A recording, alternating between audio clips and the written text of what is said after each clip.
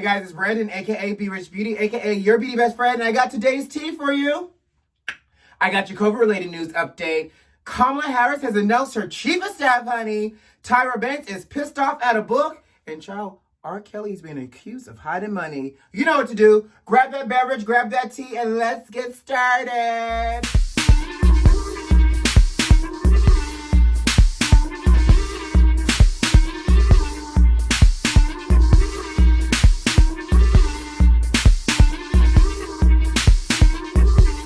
So before we get started, child, I was too lazy to be whisking up some tea today. So I have my matcha in a tea bag, and it is steeping and it's just as good. So let's get started. Baby, let's talk about this COVID-related news. They have just announced that with the vaccine approaching, you could potentially be locked up or fined if you choose not to get vaccinated. Now, this is based off of an old law that's still on the books. My face is dry, y'all. Y'all know this face still healing. This is based off of an old law that was established in 1905 and is still being upheld by the Supreme Court. And essentially, it's basically saying that if you choose not to get vaccinated with this vaccine, and this vaccine is proven and declared to be healthy, states can choose, one, to restrict access for schools. So all of the vaxxers that don't want the children to be vaccinated, with something like this, the school, like state schools, that is, because the states own the schools, can restrict access to schools. Jobs can actually deny you a job if you don't get vaccinated. So it's very interesting. And so there is a lot that's going around with that. I know for me, I'm like, the vaccine could come out, but I'm not trying to be Henrietta Latt and or be treated like the Tuskegee Airmen because you want to use me as a guinea pig, because y'all know, as a black person, they have not treated us black people as a culture really well, as history has proven, as it relates to new vaccine and healthcare. So I know I'm feeling a little leery, but now that I know that there's a law that can, like, my job could depend on it, or, you know, for people that have children, your children's school system can depend on it, and them attending school. Child, it feels some kind of way. I kind of want to know what y'all feel like, because it's interesting. I feel it's just interesting. So Petty Kemp, you know, the governor of Georgia, has dropped his lawsuit against Keisha Lance Bottom. You know, he was suing Mayor Bottom in Atlanta because she was trying to mandate within her city limits that mask wearing was mandatory. And because, you know, Governor Kemp opened up the state so soon with very limited restrictions once the spike happened. And don't get me wrong, I think, you know, Keisha could have done some other things as well, child, to implement when she first opened back her city specifically, because y'all know the kids in Atlanta was out there partying. I saw COVID swamp pools being built in clubs. I saw the kids standing in sections with hookahs, sharing hookahs and Henny bottles. So, you know, we got some other issues. But Keisha, when she saw the spike, she tried to implement mandatory mask wearing. Governor got into his purse talking about she can't implement more or less restrictions than what I've already given. So, child, he tried to file a lawsuit on Keisha, and now he's dropped it. So, thank you, Patty Kim. Speaking of COVID-related news, AMC Theaters has announced that they, on August 20th, will be reopening 100 theaters across the country. Now, not only are they reopening these theaters across the country, child, they are opening it back with 15 cents. That's right, 15 cents ticket prices. AMC officially opened its doors back in 1920 in Kansas City. And back in 1920, ticket prices were 15 cents. So they are going back to their 15-cent ticket prices, temporarily, of course, to, I guess, usher on in people back into the theaters. Now, beauty besties, how you feel? You know there ain't no vaccine yet. I don't know what kind of social distancing they're going to have in these movie theaters. Is a 15-cent ticket price worth going back into the movie theater so soon? You know, obviously we know movie theaters have some kind of they have space, but in order to get the space that you really need, you have to really spread out. So either they're going to be blocking off a lot of seats that people can't occupy to get people back in, and on top of that, y'all ever sat down in the movie theater and your feet was sticking, or you sat in something suspicious in the chair? How are they about to sanitize these seats?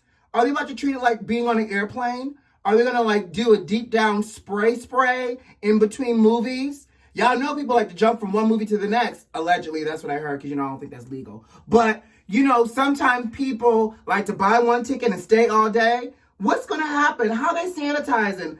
Are y'all giving people masks? How am I going to eat my snacks? I have so many questions.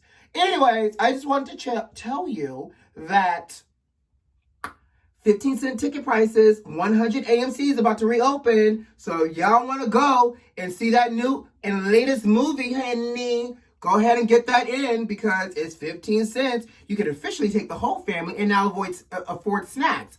Or they're charging you 15 cents and snacks are still $10 for a small bottle of water. That's how they're going to get you. Come on in, 15 cents. Here's your $10 bottle of water. Thanks so much. Oh, child. I got to sip on this one. Oh, child, R.KELLY. The Pied Piper pedophilia? Him, yes, allegedly. So he is being accused of hiding money. So y'all know R.KELLY has been crying broke for a minute, not paying child support and everything else. And so they found a bank account that had $1.2 million in it. Now, this bank account was started in somebody else's name, and it was under an LLC business named Brother Love LLC. Now, here's the get you gotcha. Because R.KELLY's team has been trying to get him out of jail because of the whole Rona scare. And the judge said, denied. You're going to sit in here because you are a flight risk. And they're like, no, sir, he's not a flight risk. He's Poe. Well, they discovered he's not so Poe because he has $1.2 million in a bank account. Not to mention, does he have $1.2 million in a bank account? They're trying to figure out, is this the bank account that he's using to send his royalties to hide his money from court-imposed penalties? And is he using this bank account to bribe folks, especially the women, from speaking? Because now that they have give us free, now that they're free, a lot of these women are coming out of hiding and really speaking about their experiences being held hostage by R.KELLY. And so they're thinking he's using this bank account, child, to pay off and bribe these children. So we'll see. But leave him in jail. Okay? What's next? Kamala Harris. So, I'm still in love. So right before the Biden campaign announced Kamala Harris as his VP running mate, they announced that senior campaign advisor Karine Jean-Pierre, she sounds like she got some French heritage, was going to be Kamala's chief of staff. Not only is Karine Jean-Pierre, y'all know I like accents too, is a Black woman, she's a Black lesbian woman. So let's take a moment to pause for the cause, because there's some history being made here. And if you don't know the history, let me tell you. Thank you for asking. As I sip.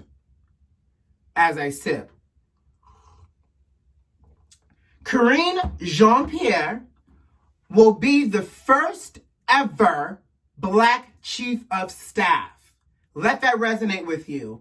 First ever Black chief of staff. Not only is she going to be the first Black chief of staff, she's now going to be the first ever Black female chief of staff, and now the first Black female LGBTQ plus type of chief of staff. Not type, but she's a part of the LGBTQ plus community.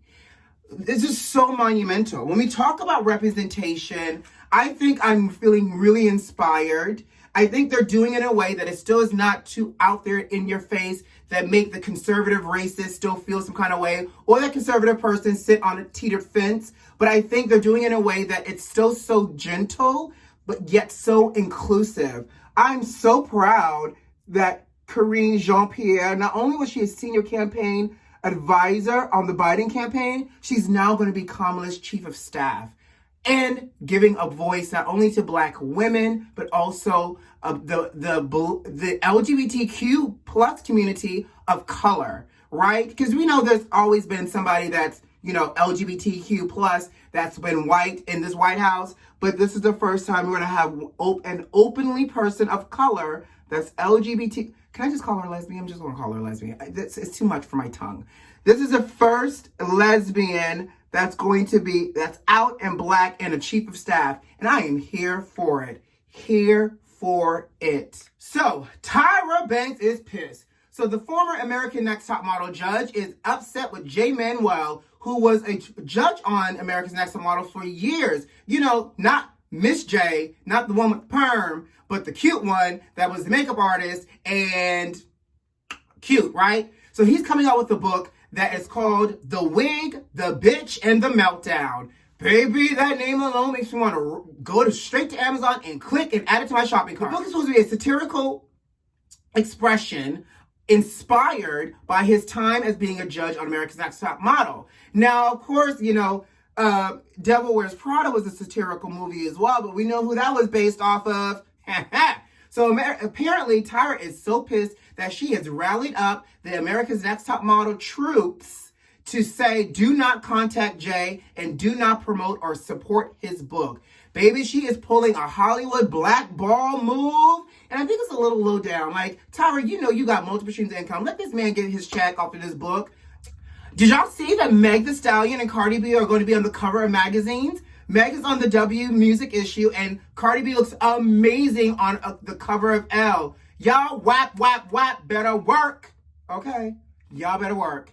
And last but not least, beauty besties, before I get out of here, congratulations goes to John Legend and Chrissy Teigen as they announced and shared in John's video Wild that he just released that Chrissy is pregnant with their third baby. Such a cute family. They make such cute babies. And congratulations goes to my A-Town homegirl, Ciara. Did y'all see her dropping it down low? Yes, God. And she shot that video rooted 2 days before she gave birth to that baby. Baby, let me tell you something. C-I-A-R-A, Miss Ciara has always had strong knees and such a good dancer. Congratulations, Cece. You know I love you, girl. All right, guys, you know what to do. Subscribe to the video. If you like this video, leave me a comment. But most importantly, have a great rest of your day. Enjoy your weekend. I'll see you on Monday. Love you lots. Bye.